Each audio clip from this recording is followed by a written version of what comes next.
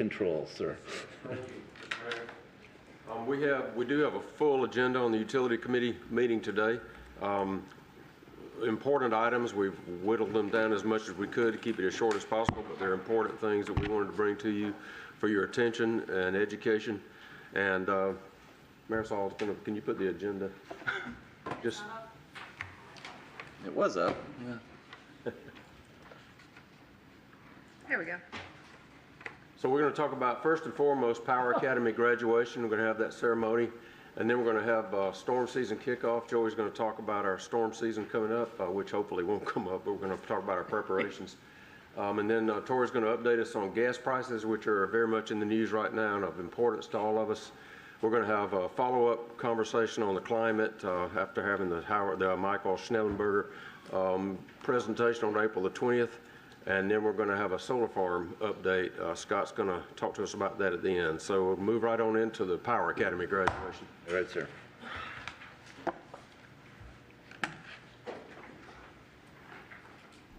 Good morning, everyone. Morning.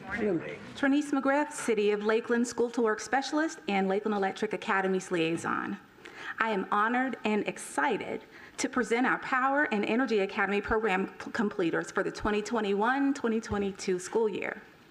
Lakeland Electric has been a proud partner of the Polk County Public School Board in the creation and facilitation of our Power and Energy Academies at Tenorock High School and Travis Technical College. The goal of these academies is to create a pipeline of qualified applicants for the utility industry. Since the inception of this partnership in 2008, we have produced over 200 program completers with foundational credentials for entrance into the power, electrical, and utility industries. Recognition of our program completers is significant. Not only does it indicate that these students are ready for the next phase of training and development in the industry, but it also qualifies them to apply for Lakeland Electric's utility worker positions. These part-time temporary positions have been utilized throughout the utility to give our academic students additional training and on-the-job experience, and in some cases have been a pathway to full-time regular careers within the city of Lakeland, such as line crews, engineering, field services, public works, water, and finance. Currently, there are 23 Power Academy alumni working for the city of Lakeland. We look forward to adding to this count in the coming weeks. Today, we will celebrate our programs completers for each academy. I will review the mission statement and program completer requirements for each academy, and we will hear a brief speech from a student from each program. Following the speech, each student will be recognized. I'm super excited to have our Energy Academy program completers with us for the first time since their inception in 2013. Thank you to Director David Wiggs and Assistant Directors Angela Perpolis and Jason Hendricks for their commitment and support for the program. A special thank you goes to Christopher Halleck, our program instructor, who has been instrumental in the success of the Energy Academy program at Travis Technical College. The Energy Academy is a dual enrollment high school program that takes students through NCCER core fundamentals and electricity levels 1, 2, 3, and 4. They also participate in employability skills training and mock interviews with the City of Lakeland, which will actually be held next week. This course load is completed in 2 school years and meets the 1,200 clock hours of the post-secondary frameworks. Students are required to be in good academic credit standing for graduation, maintain an acceptable GPA for graduation requirements, and maintain syllabus progress in a GPA of 70% or higher in the Energy Academy alongside their academic schedules. With this model schedule, students could have the opportunity to earn 5 industry certifications from NCCER, while also earning Florida Department of Education certifications for electrical helper, residential electrician, and commercial electrician upon completion of the program.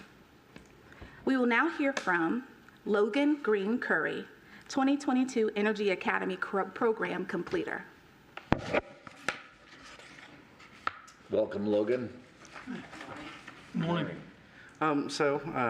First of all, thank you for the opportunity to speak to you all about my experience with the Academy. I've enjoyed it very much, and I find it very beneficial to my career as an electrician. And we've done many great things, such as We've gotten the lineman training when Lakeland Electric came out, and we learned how to climb poles and the basic parts of it.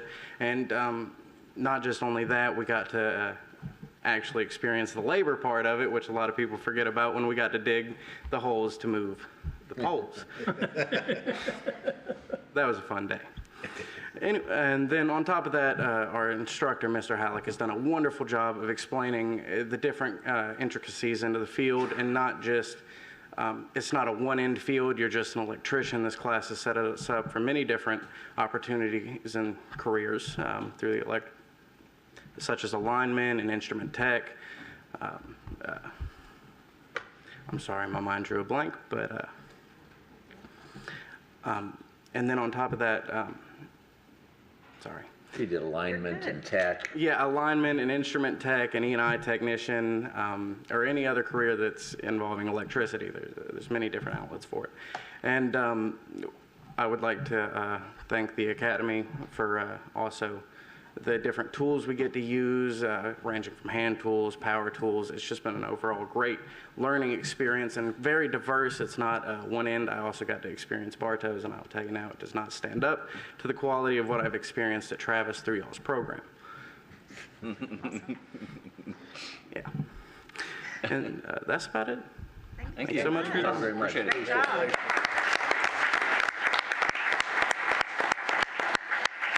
Thanks, Logan. Great job. At this time, we will recognize our Energy Academy program completers. Each student will receive a certificate of completion along with an honors cord to wear at graduation. I would like to call Mike Beckham, Mayor Mutz, and Sean Sherrouse to assist in honoring our students. Mike Beckham will present the certificates, and Mayor Mutz will present the honors cord. I would also like to call up Chris Halleck, instructor, to read the students' names. Thank you, Shanice. Thank you, everyone, for having us here today. It is an honor to bring my students, not even just my students, my kids that I get to share and enjoy each year as they become part of my family. First up, I would like to invite Juan Avalos. Juan has been in the Energy Academy for 2 years. His memories of the Academy experience is his instructor, my instructor's kind and outgoing acts. Juan's future plans are to go straight to work at the IBEW out of Tampa, furthering his apprenticeship and training. And words of wisdom that Juan remembers: where there is a hot, there is a neutral. Next, I would like to bring Edward Baggett to the stage. Edward has been with us for 2 years in the Energy Academy. Edward's what does he remember most about the experience is his hands-on tasks. What are your plans after graduation? Getting straight to work, and hopefully with Lakeland Electric. And words of wisdom from Eddie are to have fun and get it done. Next, I would like to bring Brian Cardenas to the stage. Brian has been with us in the Energy Academy for 2 years. Most memorable moments of the Academy is all of the assignments. His plans after graduation is to go to work. And words of wisdom: do your work. Next, I'd like to invite Christopher Charland to join us. Chris has been with us for 1 year in the Energy Academy. His most memorable experience from this year is learning how to climb the power poles. His plans after graduation is to further his electrical knowledge at the Union in Tampa. Words of wisdoms: do what you love and the money will follow. Next, I'd like to bring Devlin Thor Crisp up to the Energy Academy.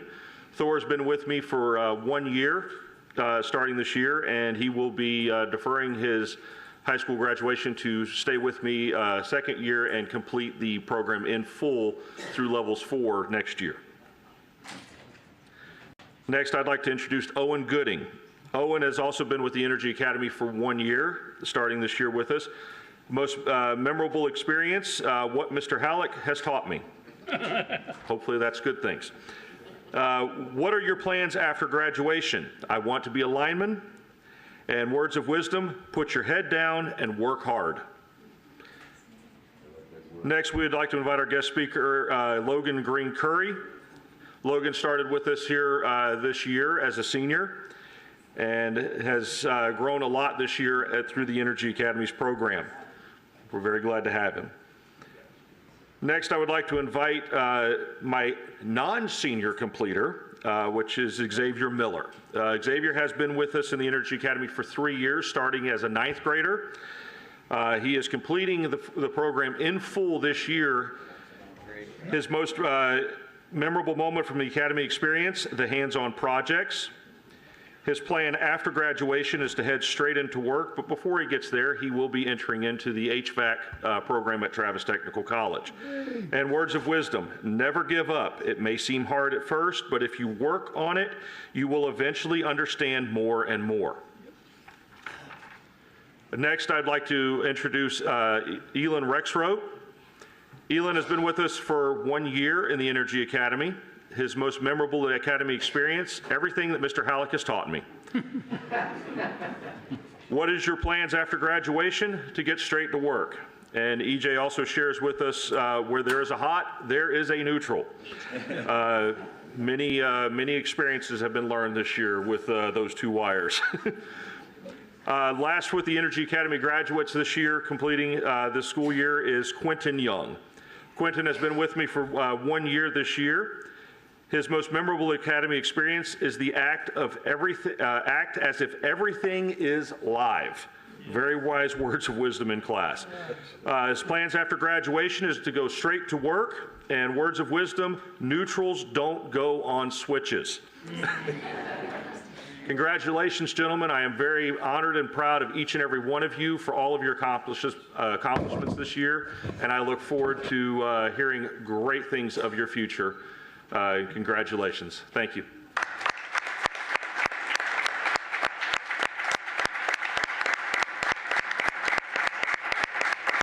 We can have one more picture. One more. Hey, Bill. Mayor. And if we can call you all over for the picture, I need please. to spread them out. Needs 5 times the number we've got.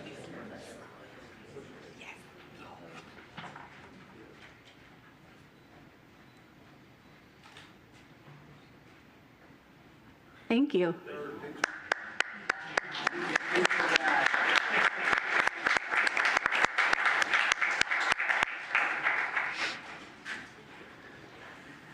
Next, we will recognize our Lakeland Electric Power Academy program completers from Tenorock High School. Thank you to Principal Jason Looney and Assistant Principal Shaquana Morgan for their commitment and support for that program. And a special thank you goes to Misty Osborne, our program instructor, who has been instrumental in the success of the Power Academy program. Power Academy is a 4-year National Career Academies Coalition recognized certified academy program that has been a staple of excellence for Polk County schools since 2008. These students complete NCCER curriculum of core fundamentals, electricity levels 1 and 2, and alternative energy. In addition, they complete an energy industry fundamentals course, employability skills, mock interviews, and participate in a 15-week job shadowing experience where they get to utilize their skills in an on-the-job environment in various departments here at the city. Students are required to be in good academic standing for graduation, maintain an acceptable GPA for graduation, and maintain syllabus progress in the Power Academy as well as their academic schedules. With this schedule, students can earn 4 industry certifications from NCCER, and in most cases, also earn their OSHA 10 and OSHA 30 certifications prior to completion of the program. We will now hear from Cora Mondale, 2022 Power Academy program completer.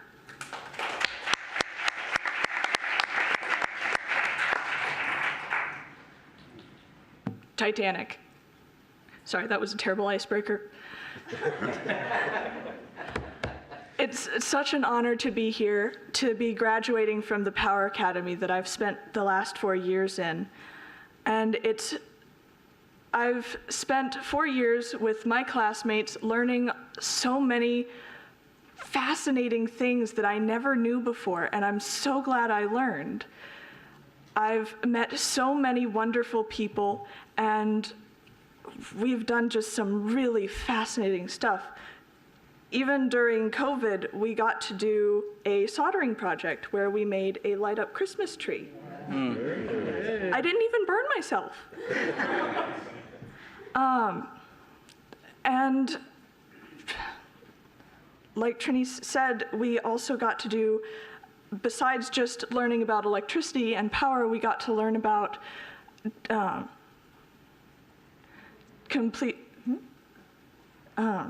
forgot the words for it. Employability skills. And mock interviews, and I even got to interview with our mayor, Mr. Mutz, and that was a really wonderful opportunity, and I'm so glad I had it.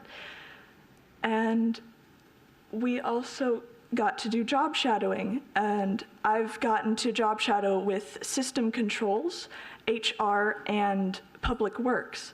And I've learned so many things that I just never thought about before, that I took for granted, about how our world works and how everything is connected and how it all functions and how much effort people have to put in to make it all work. And I'm so glad that once I graduate, I'm going to become a part of that. And I'm so proud of my classmates for getting through this couple of tough years that we've had with COVID and quarantine, and getting all the way to graduation, and I'm so honored to be here with them and to be here with you all. Thank you. Thank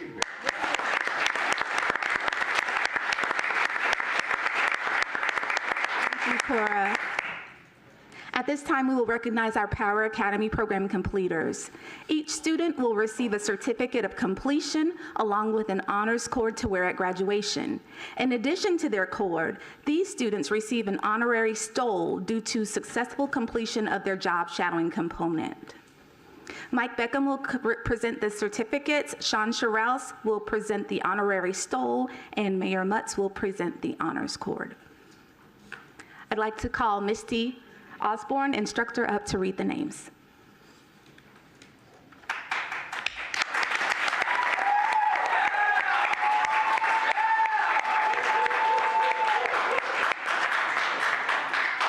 Good morning. You guys made it. You did it. Okay, I'd like to introduce our class of 2022 Power Academy students. Natalie Alicier.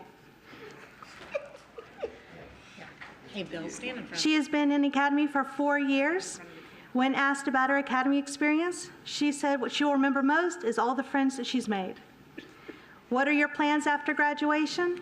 She's attending Travis for massage therapy, and her words of wisdom, this class is worth it. Amber Lee Dykes. She's spent 4 years in the academy. What she'll remember most about the academy experience is the wonderful teacher and my amazing friends. She got to watch poop explode in wastewater, climb power line poles, learn about transformers, and get her hands dirty. After graduation, she plans on working in the apparatus shop for Lakeland Electric for a few years and then joining the United States Army. Wow. Jaslyn Grace Gregory. Jaslyn's been with the Academy for 4 years. What she will remember most about the Academy experience is that she'll remember the accomplishments that we all achieved from certification to projects. What are her plans after graduation? She is a utility worker in Lakeland Electric's new development engineering, and she eventually plans to attend Stetson University to get her master's in international relations and management. Her words of wisdom, the program is about personal investment. Invest in your skill set, your knowledge, and your work ethic. It will take you far in your career.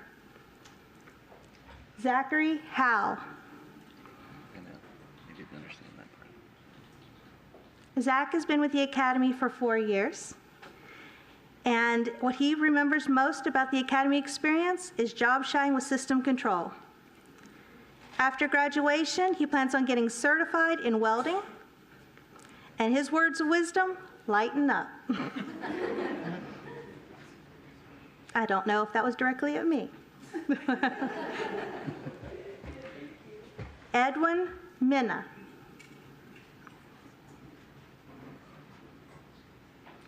Edwin has been with the Academy for 4 years. What will you remember most about your Academy experience? He said being able to experience job shadowing and meet new people. His plans after graduation, hopefully a utility worker position with Lakeland Electric and getting into real estate. His words of wisdom, Power Academy has been an overall great experience and one I would never regret with the challenges and opportunities I had, which I had taken and improved with. Austin Mercer.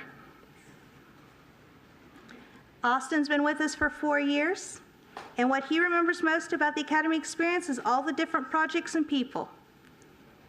His plans after graduation is to work for the city of Lakeland or Publix. His words of wisdom, be the best you can. You miss 100% of the shots you don't take. Cora Farrer Mondale.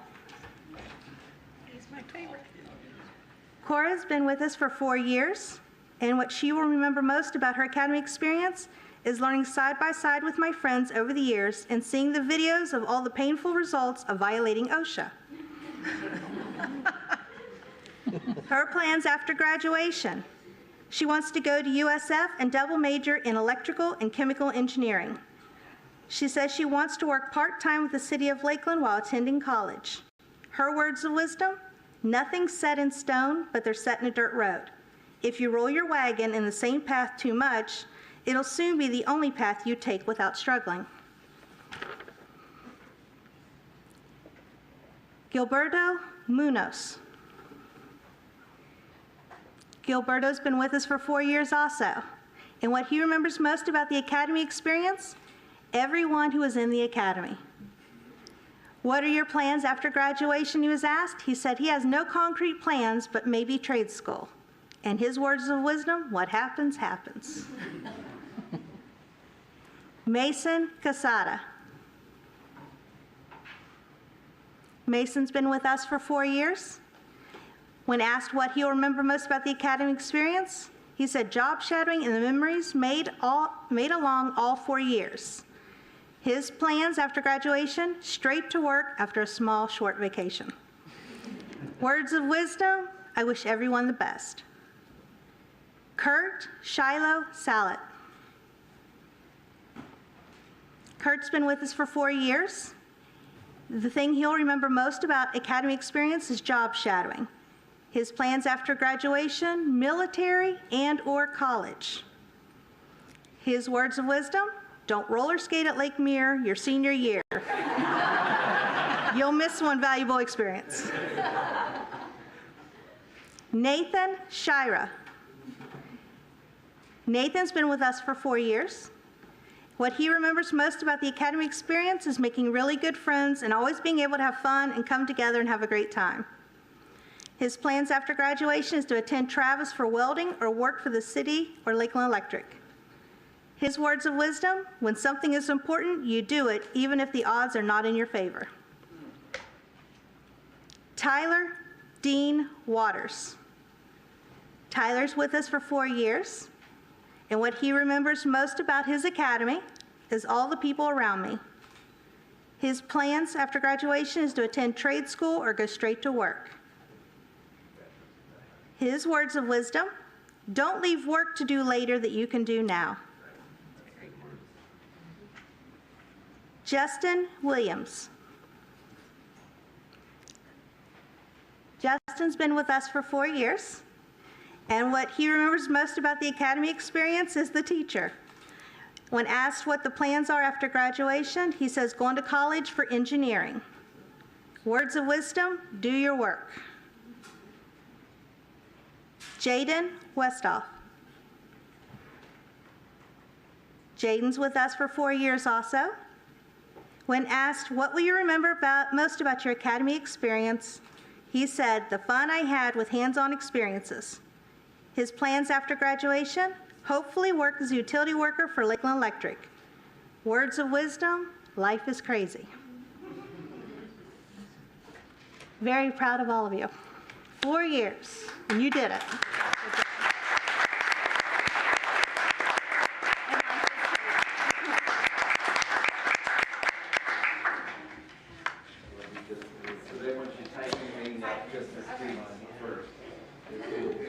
Make sure you see everybody's face.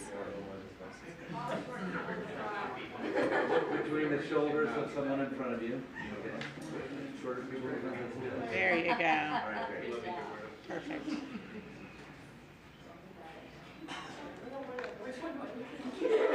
Count off if you're taking it.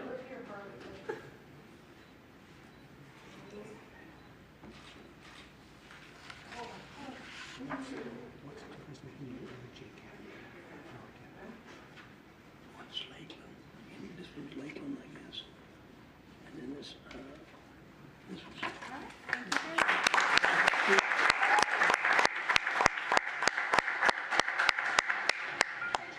Congratulations to all of our program completers. May your futures shine bright and may you spark excellence in all that you do. At this time, we are going to have our students to follow Dorothea out the exit door to the reception area. Thank you.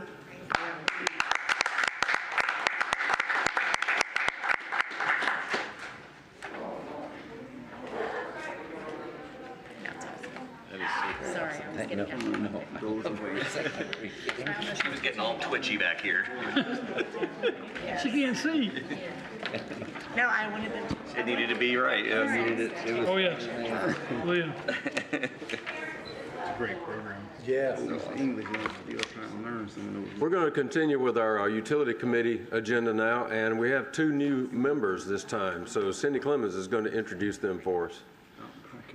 Hi, is this, okay, it's on, good. Hi, Cindy Clemens, I'm the Manager of Legislative and Regulatory Affairs. I wanted to do, actually, in addition to welcoming 2 new members, I'd like to thank Mr. Mike McGee for his service because he's transitioning off and this is his last meeting with us. So Mike, you've done so much for this community through the years. I've known you my whole life, I think, just through all the different things that you've been involved in. So thank you so much for the 6 years you've served with us here on this utility committee, and I hope that we get to continue seeing you through all of your other activities in the community. So thank you. Appreciate it. And replacing Mike from the Chamber of Commerce is Kyle Vreeland.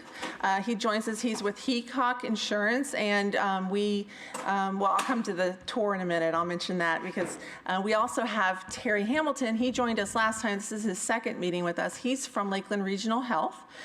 Both gentlemen have one up on all of you because they have done a very recent tour of our power plants. And so they've been able to see Unit 3 being shut down. They've been able to see some of the new generation we have out there and the plans for the RICE units. So with that said, I hope that you guys enjoyed those tours. If anyone else is interested in doing the same, please let me know. Happy to set it up for you because we've got a lot going on out there. So welcome to Kyle and Terry, and again, thank you, Mike.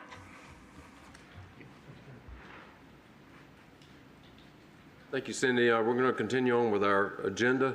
We thought it very appropriate to talk about hurricane preparation, and hopefully talking about it, maybe we'll ward one off and it won't come our way. So Joey Curry is going to talk to us. So there you are. Good morning. Like Mike said, I'm Joey Curry. I'm Assistant General Manager of Energy Delivery for Lakeland Electric. Part of that role is also Emergency Operations Manager, Storm Boss, whatever you want to call it. So I have a very robust team that helps me every year to get prepared and get our staff prepared for hurricane season. So in lieu of time, I'm going to keep this really brief. So I've talked to y'all quite a bit in the last couple of years about the lessons learned from Irma and how we've implemented those and and all that, so I won't bore you with that. So I did want to tell you what you can expect this year based off the studies that come out from Colorado State University and others. So if you can advance it. So this is a snapshot of last year's hurricane season. And as you can see, it was a very active year. We were very fortunate. Louisiana and Texas, not so much. We did send crews to Louisiana 3 different times to help out, and I would be happy to do that again this year. I do not want them coming here. So hopefully, don't want to wish anything bad on any neighboring states, but stay out of Florida. So we had 21 named storms last year. Of those, 7 became hurricanes, and then 4 were major, and I think Ida probably was the one that did the most destruction to Louisiana. Go ahead. So this year, Colorado State University is usually the forecast that I look at the most. It's the one that It's early in the season, so these things tend to change, but they're the ones that's usually pretty much the most accurate. And based off the current temperatures in the Pacific, and that's what they go off of, colder temperatures in the Pacific means a more active Atlantic hurricane season, and the temperatures are running below normal. So they expect it to be pretty much like last year with 19 storms. Of those, 9 should be named, and then 4 major hurricanes.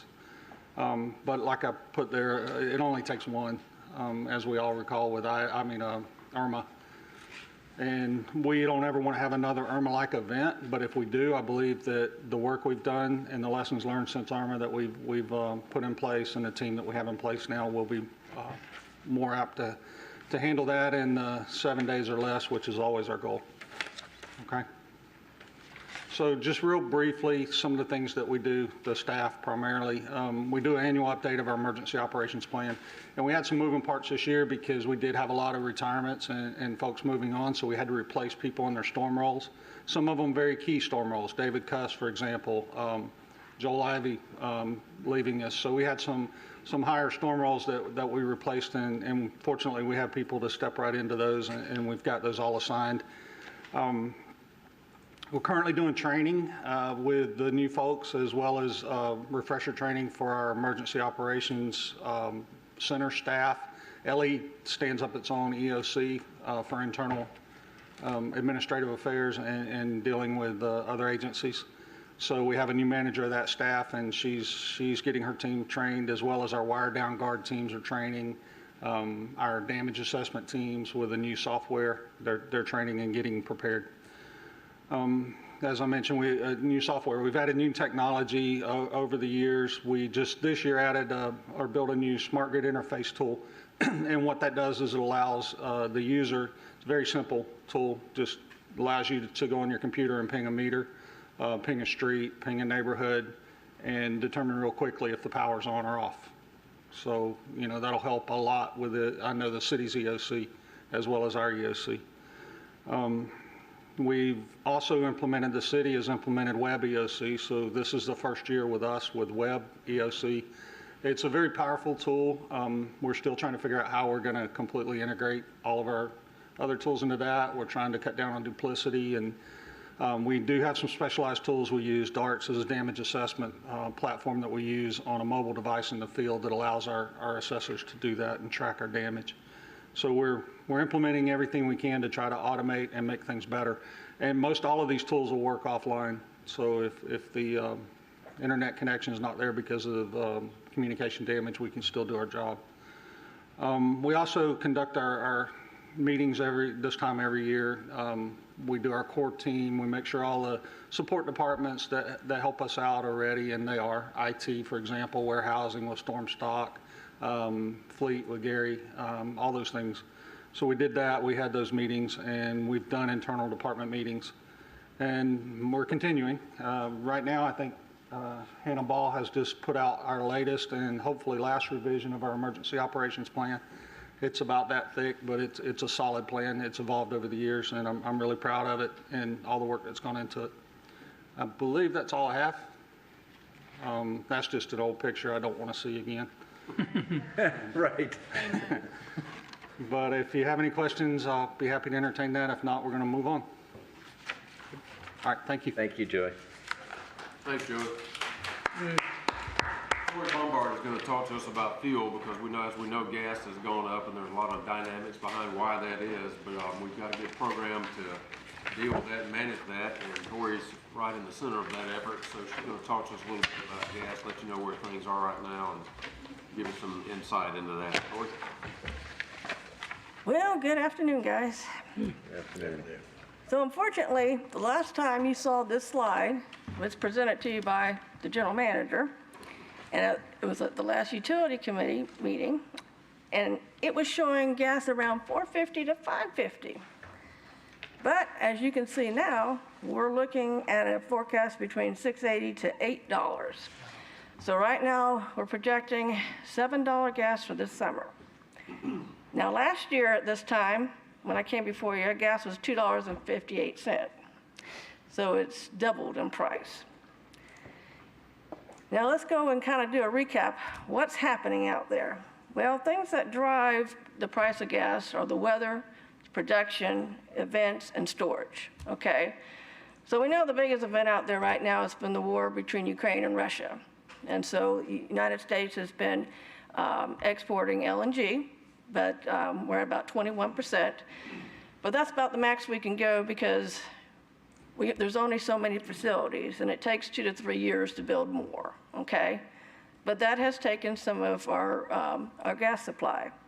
Because normally what happens is during the wintertime, we have the withdrawal season. So from November to March, when the producers are producing gas, usually we're taking some out of storage because, you know, we're not producing as much to cover supply.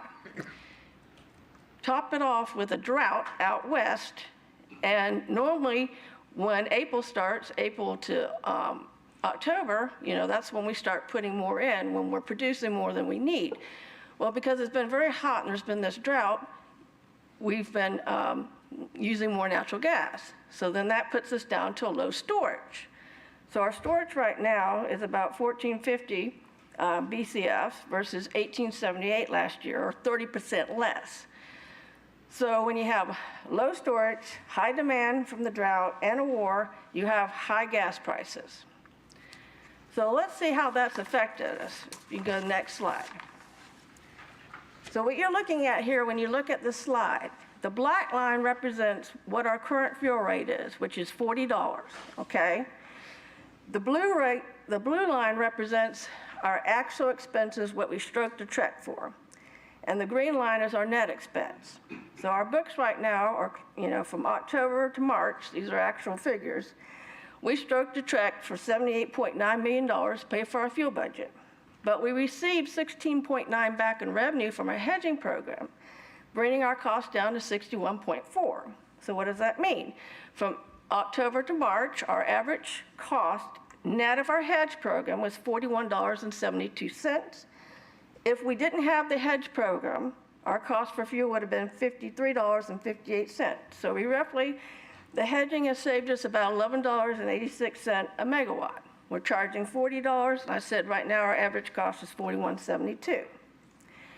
So the current forecast I have now, putting on the $7 gas, I'm projecting from October to September, fiscal year 22, that the fuel budget's going to be about $198 million. And I'm so glad you're all sitting down when I say this. I'm projecting to bring in $49 million in our hedging program, reducing our fuel costs down to $149 million, which that means from October to September this year, our average fuel cost would be $45.13 versus $60.11 if we were not hedged, or roughly $15 less.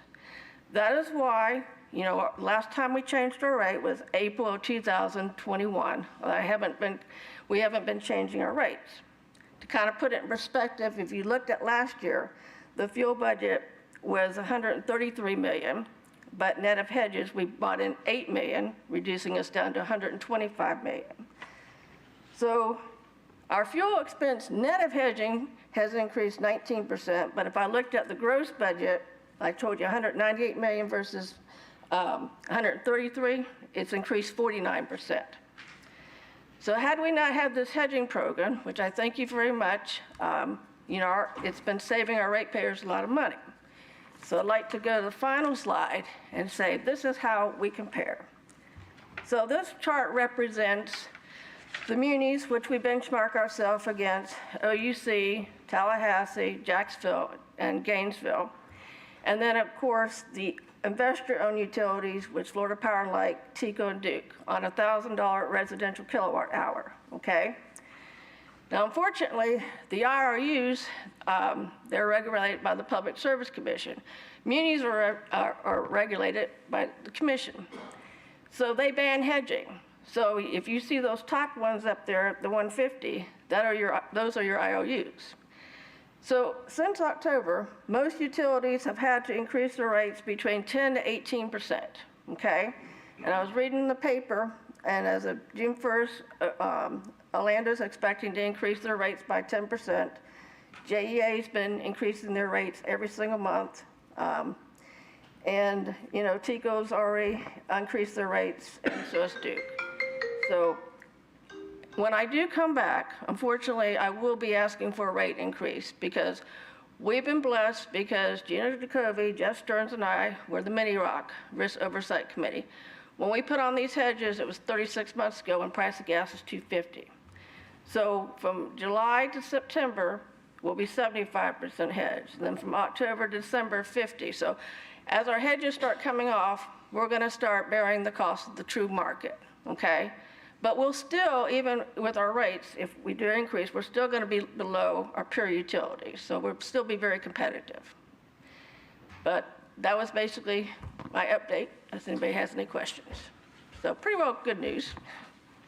Yes, Commissioner McLeod. Thank you, Mayor. Thank you, Tori. So you mentioned OUC, Jacksonville, getting ready for rate increases. Did they not have the same hedging program or the amount that we do? I'm just curious what. Everybody has different hedging programs.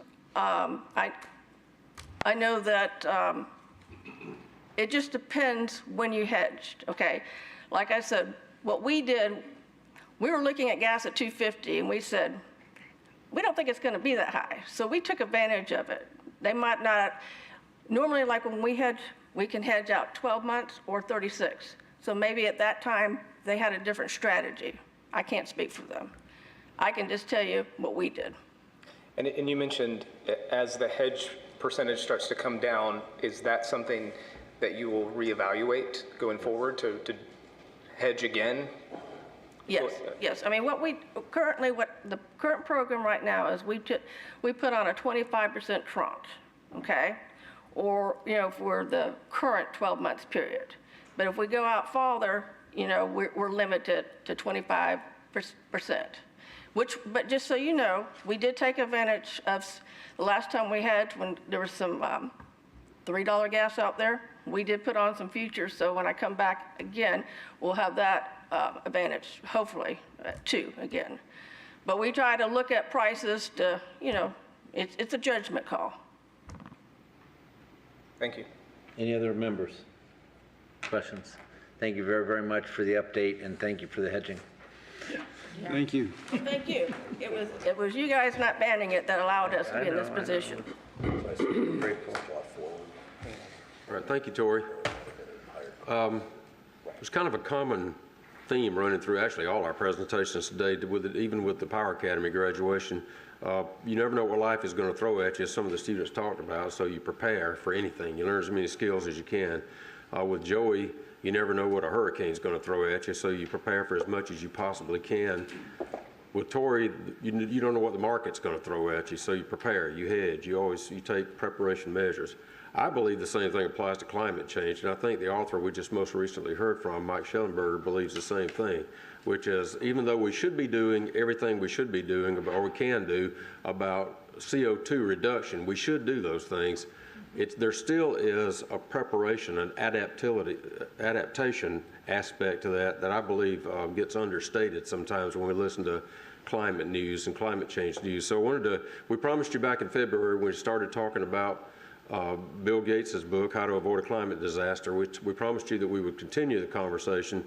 And we tagged on to something that FMPA set up back in April the 20th, the book by Michael Schellenberger, Apocalypse Never. And I hope some of you got a chance to listen to that. It was very good. The book is very good, I think.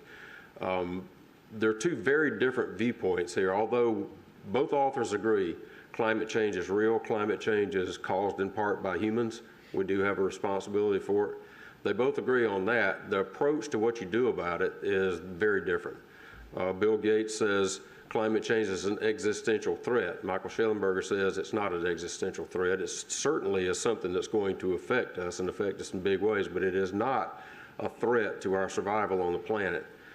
Because Bill Gates believes it's an existential threat, he says we need to be throwing billions of dollars at this right now. And if we don't do that, we're going to be in big trouble. And we also should not be throwing millions or billions of dollars at things that are more mitigating type technology. That to me is where the kind of rubber meets the road for me. We should be going hard after things like solar, renewables, battery, small modular reactors, hydrogen fuel, all those things are a little further off than I think some of the folks that want us to keep closing down baseload plants like to admit. And my concern is that there's going to be a gap between closing all these plants down, hoping the cavalry is right over the hill and going to ride over and save us. I think there's a real threat to that, and that concerns me.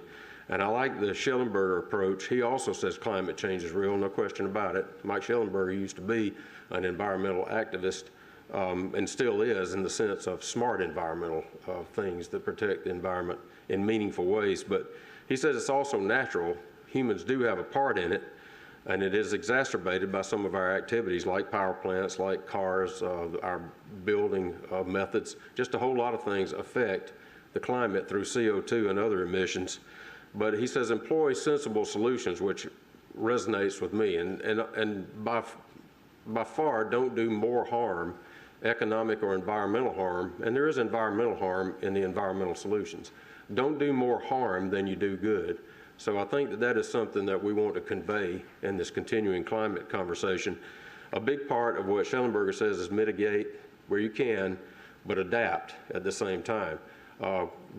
What that means to me and to us in Lakeland Electric and Lakeland, City of Lakeland and our customers is that we don't go and do too many things willy-nilly thinking that we're going to improve the Earth's atmosphere by 1 degree centigrade, while at the same time we make power unaffordable for our customers who really live paycheck to paycheck and just can't afford that. Some of us can afford that. Most of us in the room could probably afford to pay a premium for climate, certain climate things, but many people can't.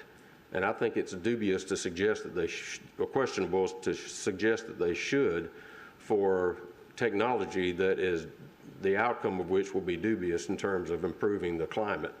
I think the climate effect is over a much longer period of time than we're being told, and much smaller. And I think our attempt to affect the climate and change it is going to be much less than we're behaving as if we could. Next slide. So last time, this is the exact same slide that we showed you last time, and the reason I put it back up there is not necessarily to read through it. I just wanted to point out that this is what we told you our approach was going to be at Lakeland Electric, and it really is not any different from when we talked to you about the Bill Gates book or we talked to you about the Michael Schellenberger book. It's no different. Immediate focus is we want to keep studying and learning everything we can, define what makes sense to address the problem, enhance reliability, and remain cost effective. And we want to inform our customers, politicians, and other City of Lakeland departments wherever we can to try to help mitigate. Midterm focus, we want to try to help shape the solutions so they are sensible and they're not something that spends a whole lot of money for a little return. We want to make reductions where it makes sense, and we have. We've shut down Unit 3. We've reduced CO2 emissions by 50% already, and we want to do everything that we can to make reductions where it makes sense. Longer term will be those kind of things that Bill Gates talks about, the small modular reactors, hydrogen fuel, carbon sequestration, some of those other technologies. Next slide. So what part should Lakeland Electric play? And this is a common theme from last time. We believe it's mitigation and adaptation. Our mitigation, I mentioned, we've reduced our CO2 emissions by 50%, and as you remember from the Bill Gates book, electricity is 27% of the issue. So there's 73% other things that are adding to this CO2 issue besides electricity. But on the electricity front, we have reduced our CO2 emissions by 50% at Lakeland Electric already. And we will continue to reduce. We will explore other CO2 mitigation opportunities that make sense. But above all, I mean, we want to make it, again, we want the adaptation piece to be a big part of our strategy, because we want our customers who really can't afford to pay premiums on power to be able to still afford the electricity that will allow them to go in to get inside when it's too hot to be outside or when it's too cold to be outside to get inside. So that continues to be our approach. We told you that we would not do anything that would be cause more of an economic problem than it offered in terms of environmental solutions. And one thing that this kind of leads into our next presentation, I want Scott Bishop to come up and talk to you about the solar farm, because we have gotten, as you might expect, upward pressures on prices from the inflation and all the things that are going on in the economy right now. And that that has changed a bit. That picture for our solar farm has changed a bit. I want Scott to come up and talk to you now about that. Last presentation. Scott Bishop, Manager of Emerging Tech. Going right to the next one, Marisol. So this is the property that we proposed. It is right in between North Lake Parker and Cumbie Road. There's over 200 acres in that location. Unfortunately, only about 160 of it are usable. There's a lot of wetland mitigation, a lot of things that go on there. So this was the property around Matheson that we initially tried to use for the RFP. Next slide. You can see from the blue areas, that's proposed solar panel installation. The green little circles are wetland mitigation, try to do as little harm as we could, and then still install enough solar panels to make it worth our time. Next slide. So, in order to approach this subject, you have to get across all the environmental concern with it, right? There's a tree mitigation study we already done. You got to do species mitigation, blue-tailed skinks, tortoises, the American kestrel. Lots of things to consider. We actually did a cultural survey for any indigenous people or anything that had been in that site before. Geotechnical surveys, ALTA surveys. Is this soil good enough to even use? All those kind of things had to get considered. So there's an entirety of environmental concern that we put on this, as well as the financial piece of it. Last slide. So for reference, the large solar fields that you see, the TECOs and the FPLs and everybody put in, are typically 1,000-acre sites that are 74.5 megawatts. They do that for bulk electric system concern, and they're charging 25 to 27 a megawatt. That's where they come in at, right? So because they get economies of scale, because they're larger, they can get a lower price, and therefore those kind of make economic sense for them to use. So ours, 16 megawatts, came in at $32.89 with a cost, and that makes sense. That's reasonable because we're a lot smaller. You don't have the huge construction piece.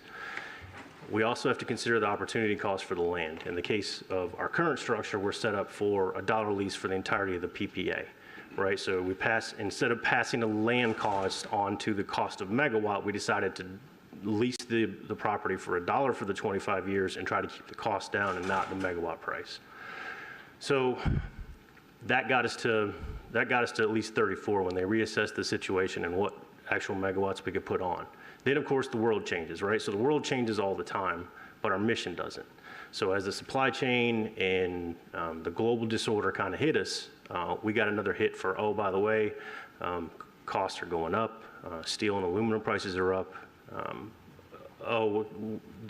we can no longer buy Chinese solar panels either because of the Buy American pieces of it too. So supply chain gets wrecked, costs continue to go up. Hurricane insurance. Don't know what it'll be because they don't assess it until it's actually built. You end up with another potential $2 a megawatt. So here we are at $38.89. Started from 32, where 25 to 27 is your going rate. Here we are at $38.89. We're no longer in direct negotiations with our vendor. We believe that number is too high for our customers to pay, and not at any cost. The relationship's still good. We both realize that the cause of the world changing in the supply chain is just the result of it. They're just trying to do, they're doing their due diligence, and we're doing ours to try to protect our case. We've gotten to the point now where, unless the world starts to get better, this thing's not a deal for us right now. So we're waiting for things to calm down, and we'll approach the subject again when it makes sense for our customers.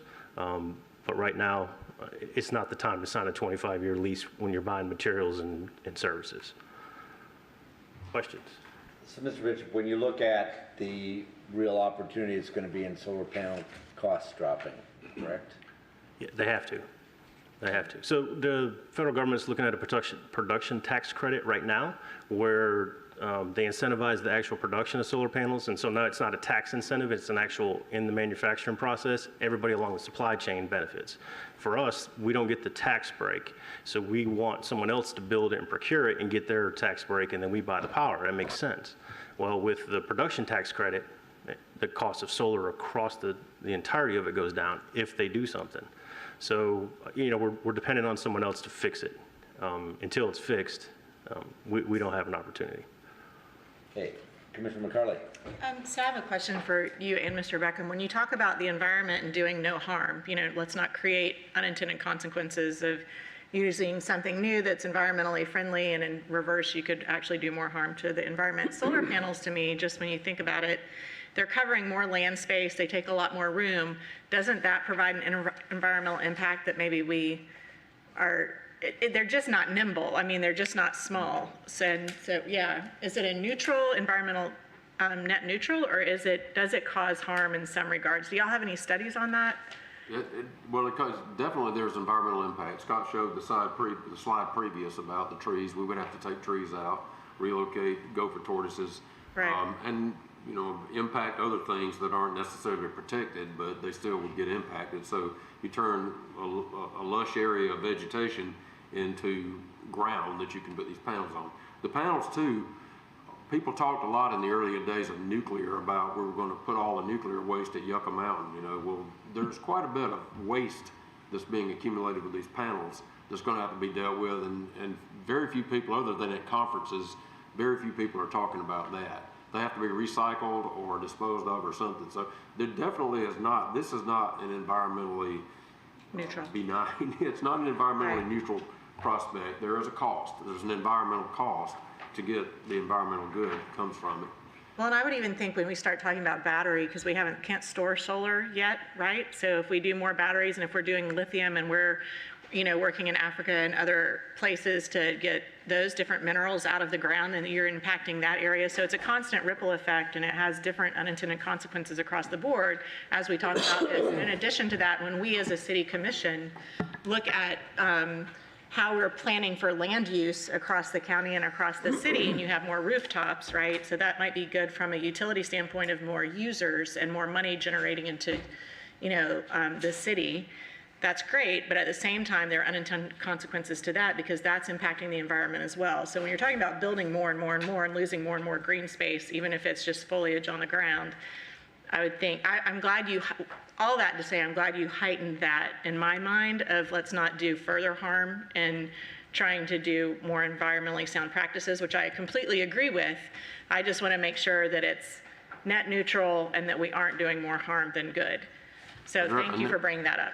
Well, thank you for that comment. Wow. We're not in an NBA game.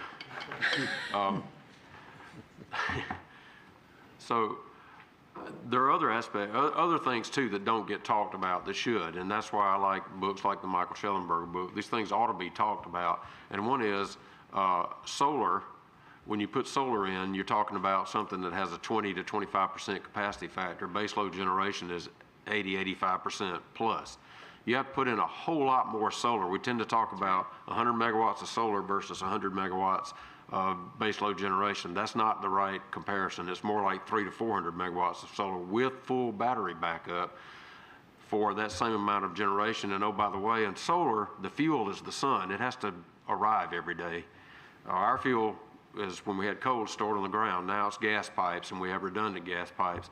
So we have fuel available every day, whereas with solar, we don't know. It's you hit or miss on any given day. So that's one aspect. You mentioned not lithium. What did you? Batteries.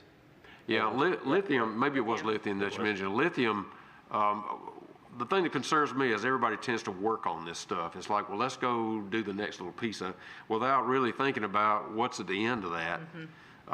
Lithium, I've read a study or heard of a study that said there's not enough lithium on the planet to make enough batteries to put everybody, all 8 billion of us, in a lithium car. Right. So you start dividing that up between power plants, batteries for solar fields, and all that. It just doesn't go that far, and it's not, the way lithium is mined is not all that environmentally necessarily responsible, because that happens in other countries that don't have the EPA and don't have the same concerns that we have about the environment.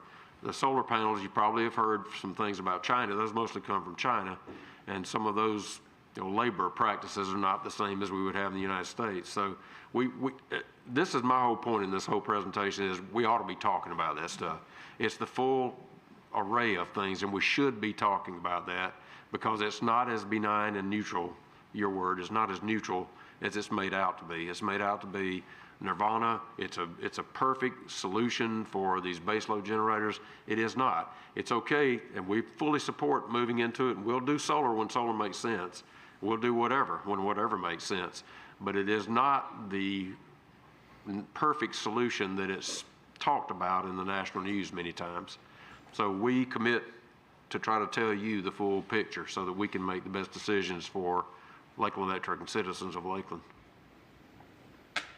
Yes, Commissioner. Thank you. And you brought up an interesting question, and you may have answered. I was listening at it here. What is the life expectancy of the system and the life expectancy of a battery? I know I travel around quite a bit, and I'm seeing big solar farms down in South Polk County.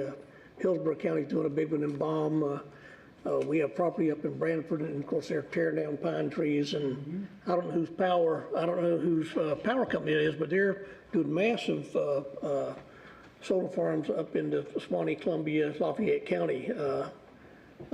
And I don't know who owns that, if that's what power company it is, but I've seen that same solar field, and there's another one north of Perry, Georgia, too. Yeah. It's just huge, it's massive land.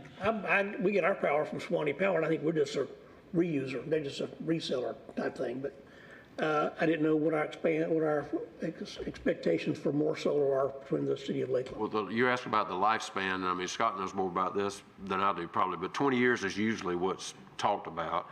Solar panels, I think, will continue to put out beyond that. They have less than a 0.1% degradation over time. The manufacturers will tell you it's a 30-year product, but you lose a little bit of power every year. 25 is pretty solid, and then you go from there. So you amortize it over 25 or 20 years, something like that? Yeah, once you get past 20, 25 years, you're done. And the expectation is there'd be greater efficiency by then anyway. Something else may go there. And then we have to recycle them. Right, and then we have to recycle huge panels. So, or abandon them in place, which is a really frightening thing. Right, that's what you're worried about. I'd like to ask a question with respect to, we'll explore other CO2 mitigation opportunities that make sense. Can you give us some examples of that?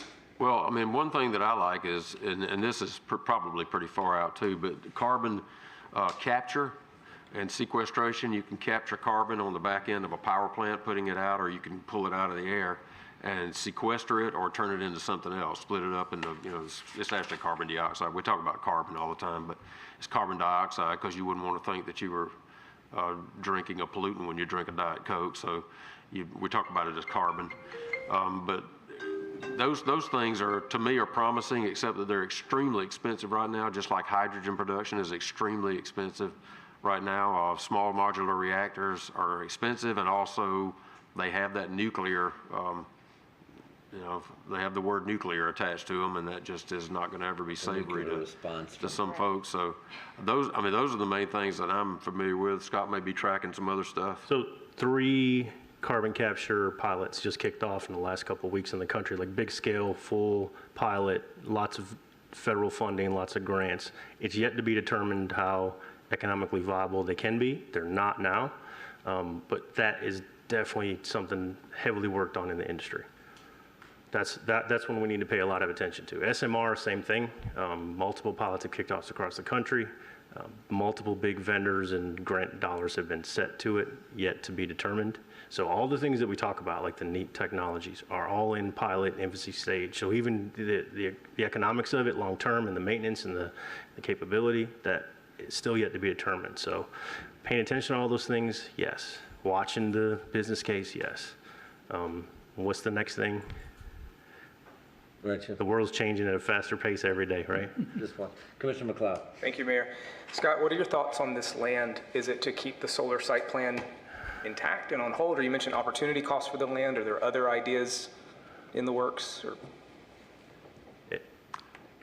We have other things. We've talked with other city departments about. One is a waste transfer station. Originally, we talked about putting it there. Then we talked about putting it on where the coal pile used to be. There's another project where we could help clean up the water in Lake Parker using some of the plant land as a big filter. One of the lakes is a big filter for the water in Lake Parker. There are other potential environmental projects that could go on the plant land. I think that we want to think in terms of keeping as much of the plant land available as we can for additional, if we were to need additional, say, rice engines. I think we want to target some of that for that purpose, but there are other purposes we've talked about for the land. And there may be other, I mean, that land is located on, I always forget the name of the road. It's not Centurion, it's, I should know, but anyway, well, right by Tri-Gas. It's right by Tri-Gas. Yeah, Cumbie and Centurion's the one that cuts through. So it's in a good, that land's in a pretty good spot for a number of uses. So there may be other things other than just holding it for a solar farm. There's been other ideas already. If you look at that map that Scott put up, I mean, the solar farm looks kind of like a jigsaw puzzle. It's not, you know, it's not what you see. The ones you all have been talking about when you go, well, I've seen one between here and Brandon, the one you talked about, Perry, I think, Georgia. When you see those, you just come up on those, and those are just one solid mass all the way across the field, and this is kind of patched in wherever we could find a flat spot to put it on. So this is not, we really don't have perfect land in Polk County for solar. We have land in Polk County that's better for a lot of other stuff. So we kind of, I mean, to answer the question about what do we see as other technologies or things we could do, well, the rice engines are a great thing that we can do to fit in with somebody else's solar and help to balance that out. So that and carbon sequestration, I personally believe, are some things that may have give us an opportunity to play a positive role in CO2 reduction. Any other questions? Yes. I'd like, as an interested but uneducated person about this, I really appreciate the educational materials you've provided to us in terms of the Gates book and the Schellenberger presentation, so that, you know, when a wise man once told me that when you look at something two ways and you get the same number, you've only got one number. But if you get two ways and you see two different numbers, then you start to learn. And I appreciate that education to the extent that it becomes available in the future. I'd greatly profit from it. Thank you. Thank you. Good comment. Appreciate it. Yes, Committee Member Troutman. I didn't get a book in the mail this time. Is that intentional? I just had to buy it, by the way. Yeah, sorry about that. I'm just giving you a hard time. I was sitting in a home in Orlando last night with a retiree, and I talked to her about allocation of her assets. We recommend you have this percentage of this percentage of that. Is there any recommendation in the electric power production world that says this percentage of solar makes sense, and if you go too much, then you're taking major risk? Is there anything like that that you guys have available? So we've looked at our transmission grid and what we could potentially take on. It's less than 50% of our base load on a daily basis our transmission can handle. The other problem is we don't control the sun. So you have a variable resource. When people say renewable, they're kind of slanting it on you. It's a variable resource that I have zero dispatchable, zero capability of controlling. So when we look at our transmission grid and we say we could take up to 50% and be okay, it doesn't answer the full story of how variable is this resource. We could not see the sun for 3 days just being cloudy. And then those numbers are completely different. So we look at those things and we study them to see what our grid's capable of, but in actuality, the variability of the resource, it's tough to determine. And in that land use piece, sounds like there could be a because of the jigsaw puzzle that you guys have, have you all explored like a combination of maybe we do something that is impactful for quality of life and clean up the lake, plus do the rice engine placements? All those things are in play. The lakes and stormwater folks are heavily looking at those, let's say small lakes, to use them to clean up Lake Parker. Those things are being studied right now. The waste recycled transfer facility is also being studied. So when we think about the impact of the land, we do consider the water and other capabilities of it and the solar and all those kind of things. So it's a collective city look at what least amount of damage can we do when we do things.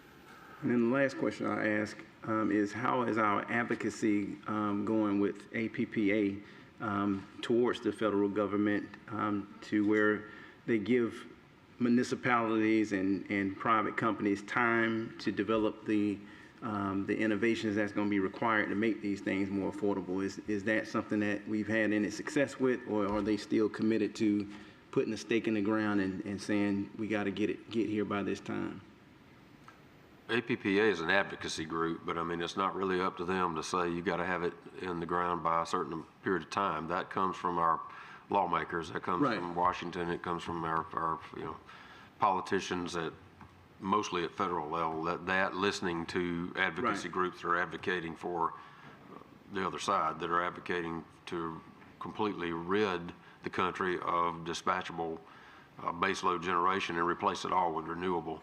APPA tends to get involved and try to help, to lobby to make those laws as favorable as possible, and then to come up with, do research projects and things that will allow us to comply with those laws.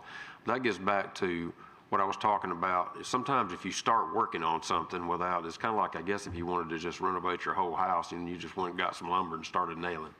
You know, I mean, you might eventually get there, but it's better to step back and say, what is the whole picture? Look at the whole picture, and then what makes sense.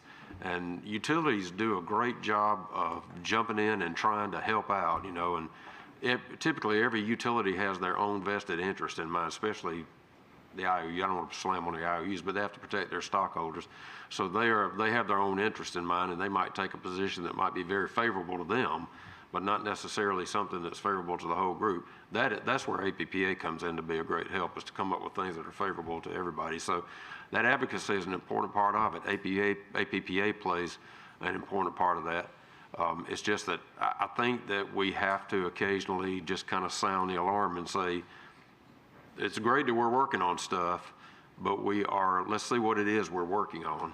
I think Mike Schellenberger was during that, I believe it was during that broadcast on April the 20th, I think it was him. I heard it somewhere recently where we're not building a renewable grid and alongside the baseload grid where this is going to take over one day. We're doing this. We're building a renewable grid on top of the baseload grid, and this can't go away. Where we are right now, or where we are going to be in 10, 15, 20 years from now, that baseload dispatchable grid cannot go away. So we're seeing other utilities start to talk in terms of increasing reserve margins, for example, you know, beyond 15%, 20%, because they know that can't go away. Changing the transmission structure. If we start charging electric vehicles, that changes the load profile of individual houses. You've got load at 11 o'clock, midnight that you didn't have before. It changes distribution transformers at the street level. It changes everything. You have to step back and look at all that, because if you just kind of go wading into it, I'm afraid that's where Mike Schellenberger, and I agree with him, says you can actually do some harm. And there's no reason, that's the important message, is there's no reason to just let go of sense and just start doing all that stuff to that extent. There's no reason to do that. We have time to work on those things in a sensible way. Thank you. Committee Member McGee. I want to take this time to thank everybody on the utility board and in the audience there. It's been an honor and a pleasure serving on the utility board. I learned a lot. Before I became a utility member, when I would read an article in the paper about the Lakeland utility, this is like pre-2015, I kind of glossed over it. Now when there's an article in the paper, I read it with renewed intensity. So I appreciate everybody, and I wish you all continued success. Thank you, Mike. Appreciate that. When you think about the opportunities we have for building code changes to create nearer-term opportunities in terms of efficiency for future homes and businesses people are living in, are there anything that we ought to be addressing? Are there any items we ought to be addressing? There almost certainly are. I don't know what they all are, but there almost certainly are things we should be addressing, and Scott may have more on that. So we got to remember there's additional cost to the actual builder when we tell them they have to get to a certain level, right? But it's shameful, some of the low-end stuff that they can do right now.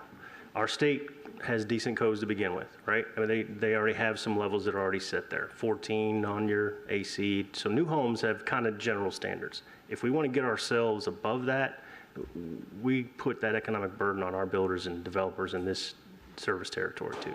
So we need to be careful there. I think we should look at those things, but be cautionary of additional oversight as a result of wanting to be better than. So it is stepping with competitively the markets that are around you. Sure. But as we talk about some of the major areas, we ought to probably at least triage, I would think, the ones we'd be the greatest advocates for that create the best long-term benefits and reduction of consumption for our citizens.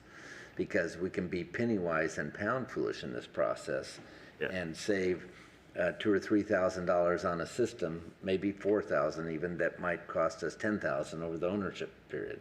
So if everybody knows all the facts and we move in those directions, I think that's the kind of leadership too that we ought to be at least talking about and making available for people to see what the residual efficiencies and cost reductions could become. Great point. Total cost of ownership, sure. Okay. Good. Yes, Commissioner Reed. Thank you. And I appreciate everything we've said today. And I should have asked this earlier. I think when Mr. Curry spoke to us at our commission meeting last time or something, you brought up the supply chain in reference to meters and transformers and stuff like that. Are we making progress with that, or do we have more in coming up? Or I know we had a supply issue.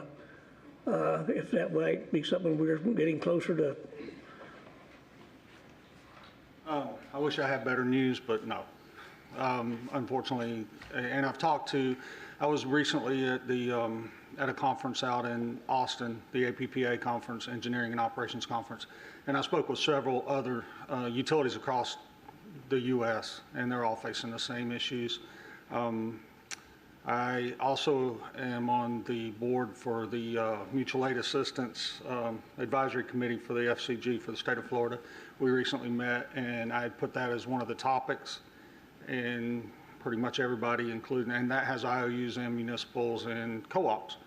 And all the way down the line, they're having the same issues with vendors. I did get a commitment from Florida Power and Light on that mutual aid assistance panel to assist any utility with material during a storm restoration, as much as humanly possible that they could release. Because like I said in that meeting, we're not going to be able to probably depend on our vendors to bail us out, so we're going to have to help each other. And we've made that commitment. Lakeland Electric's made that commitment as well to our mutual aid partners that, we will send whatever we can absolutely send. Scott can talk more about the meter issue because he actually has the smart grid group under him. And I think what they're doing is some unique things, recovering meters from stranded or sites that aren't currently occupied, clean them up, reprogramming them and putting them back in service. We haven't started using analog, correct? No. I'll let you talk to that. So we're getting creative where we have to, right? So because we can't get the supply chain to work for us, we got to do everything we possibly can to make sure we get through this. So we are repurposing meters. We're finding other types we can use.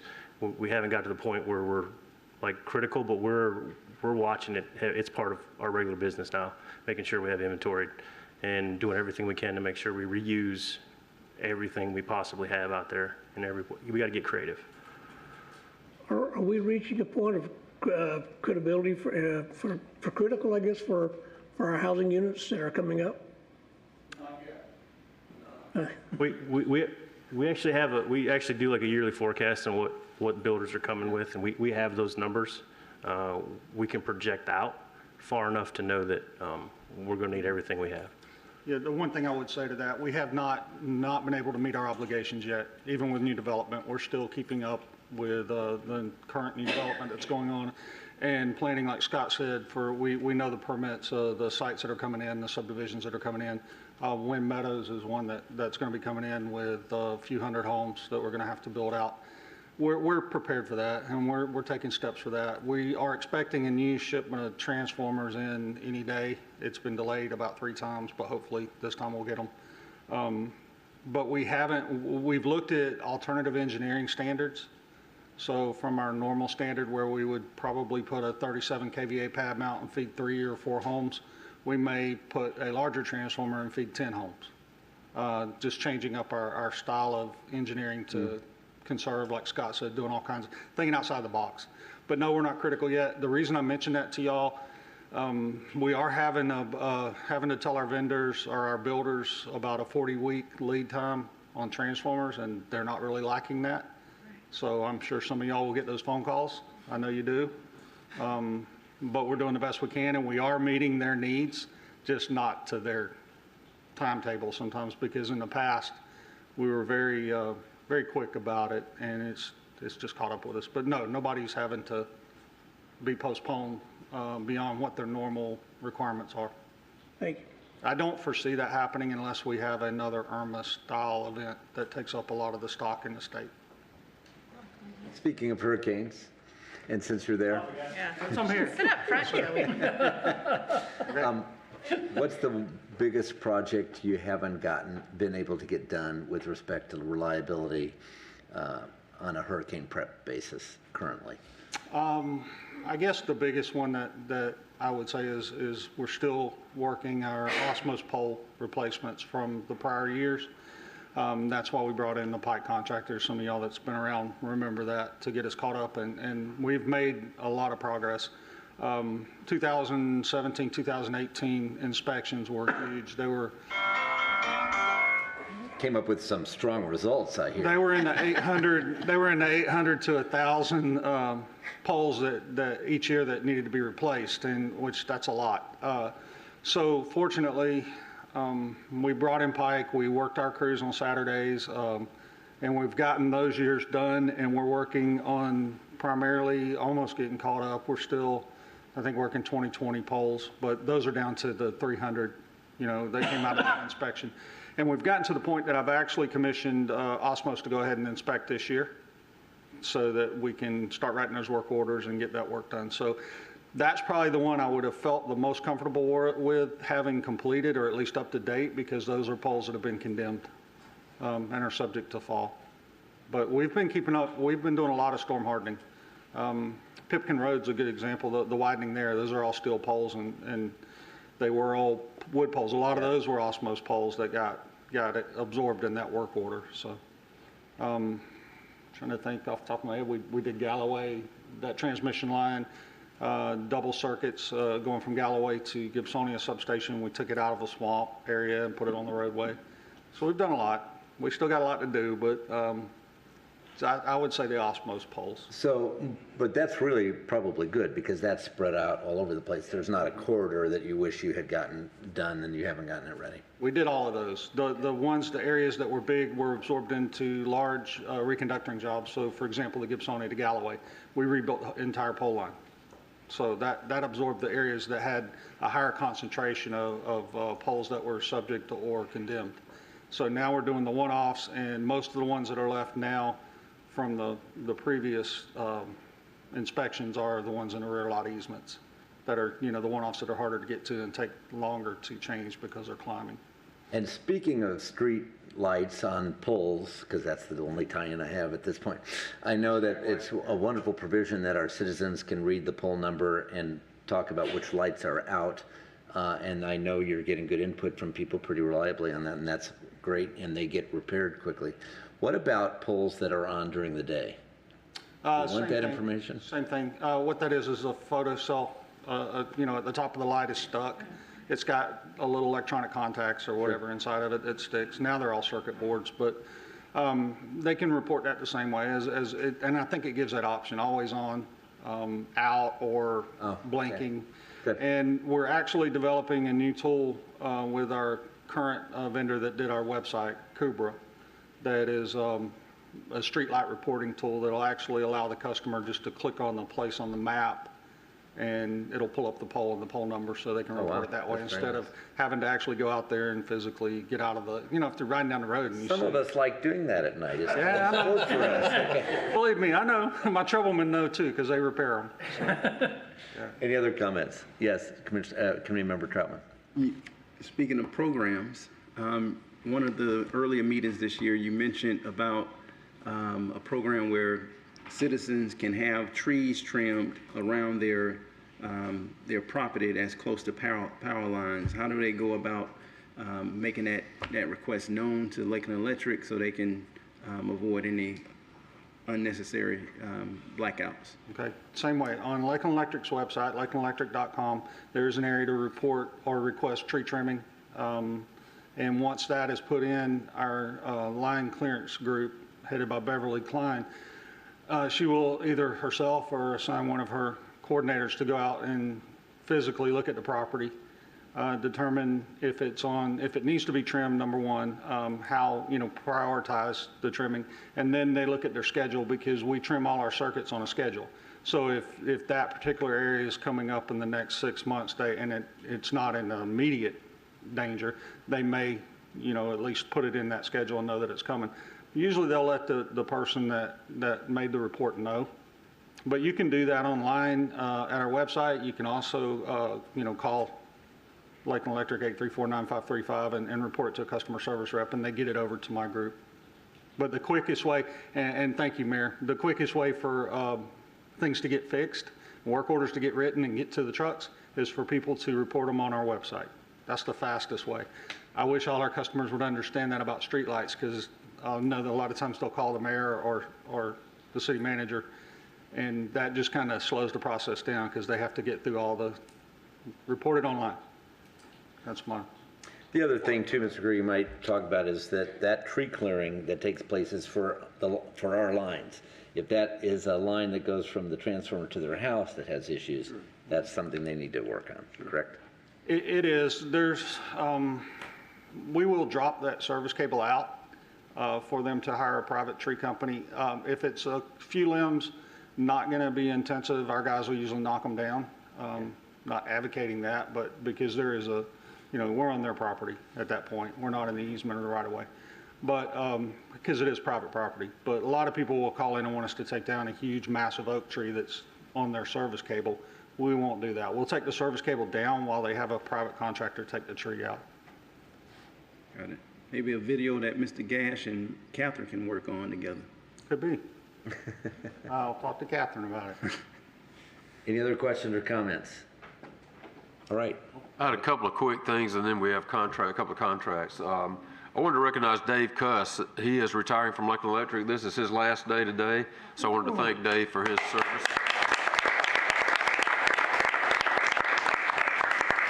We also have a new employee in Tori Bombard's group, and I'd like for her to introduce her.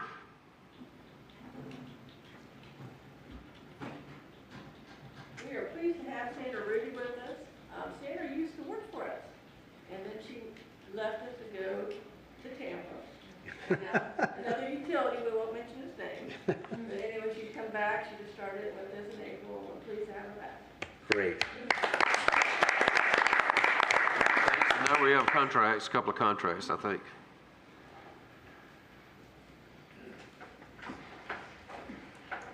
Good afternoon. Ramona Siriani from the City Attorney's Office. We have two items today. The first item is a software license and master services agreement. This is for procurement of software related for compliance with NERC reliability requirements and standards.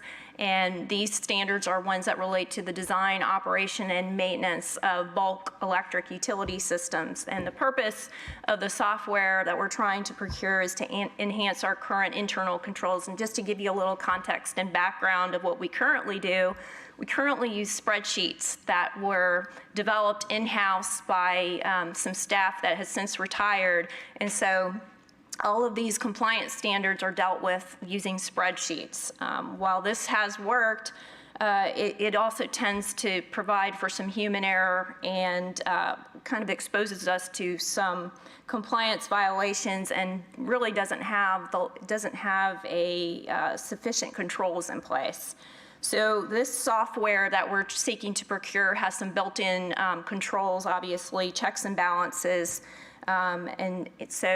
Based on that, our city staff has recommended the procurement of this. The city's purchasing department issued a request for proposal for a facility ratings management software solution and related implementation services. We only received one proposal back, and that was from DNV GL USA.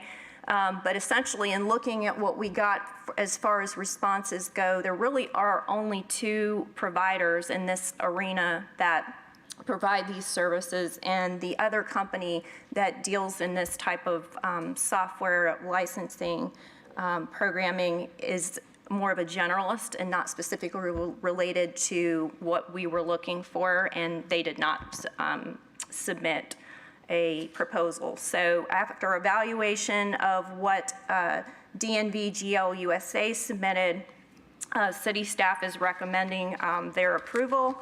The term of the software license agreement, the initial term, it's a 5-year term, and this includes the purchase of the software, maintenance, and implementation services.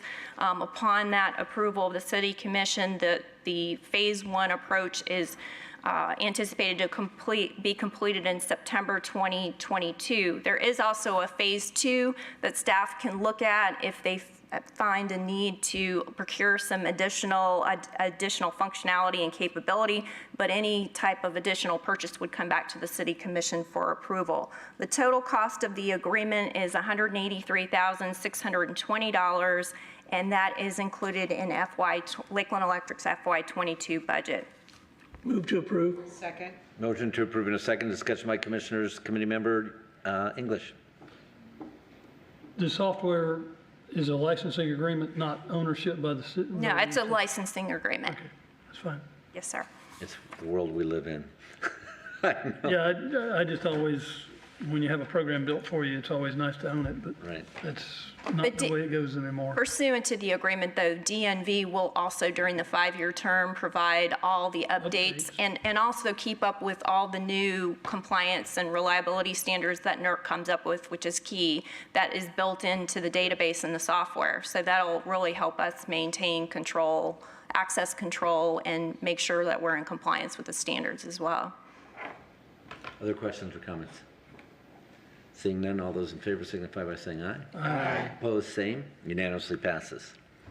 And Mr. Mayor, just for informational purposes for the commission as well, that item was on consent with DNV, and I don't think that was mentioned earlier, but I missed that. I apologize. not an issue. I just want the commission to be aware, so if there's an issue with wanting to take that off of consent. We have 4 commissioners. No, we don't. Yes, we do. Yeah, we do. 4 commissioners here for. Is that all right to leave on consent? I'm okay to leave it on I'd leave consent, those 2 items. All right, so we will. Okay.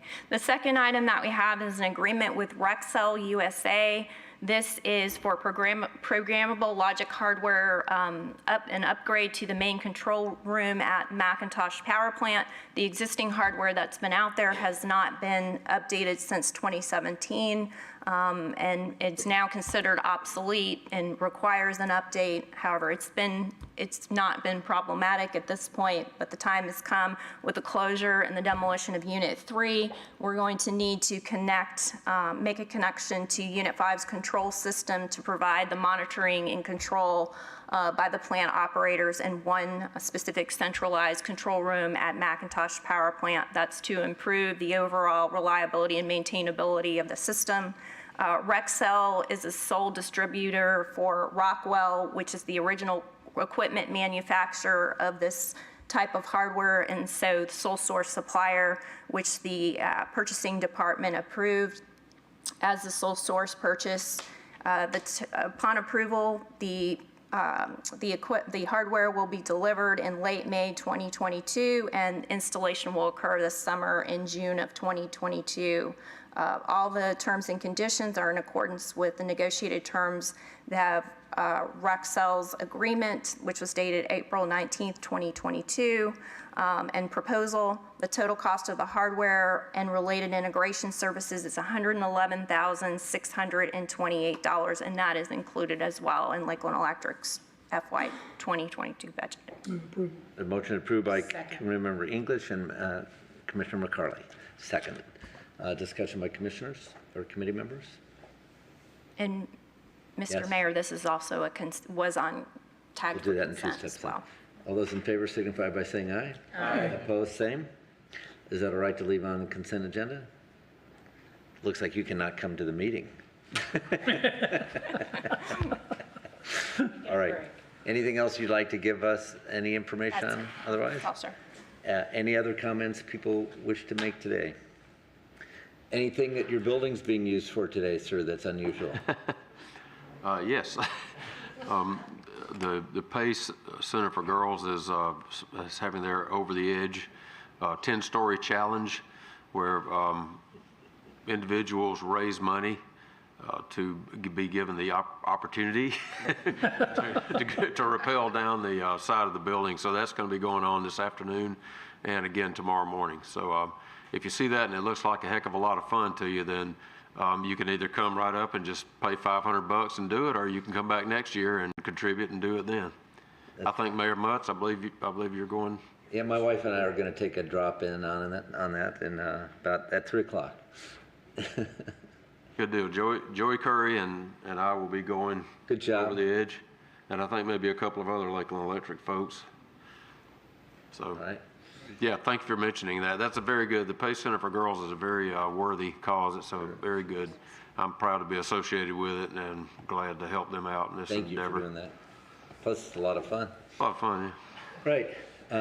Any other comments at all? All right, hearing none, we are adjourned. Thank you very much for your time. Thank you. Thank you. And it is